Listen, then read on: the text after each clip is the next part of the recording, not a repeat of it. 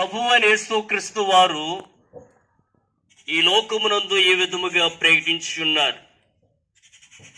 కాలము సంపూర్ణమై ఉన్నది, దేవుని రాజ్యము సమీపమై ఉన్నది. మారు మనసు పొంది సువార్తను నమ్ముడి. అవును ప్రియులారా, మనుషుని రాజ్యము అంతమవుచు ఉన్నదని, దేవుని రాజ్యము రానయ్యున్నదని యేసుక్రీస్తు వారు స్పష్టం చేసి ఉన్నారు.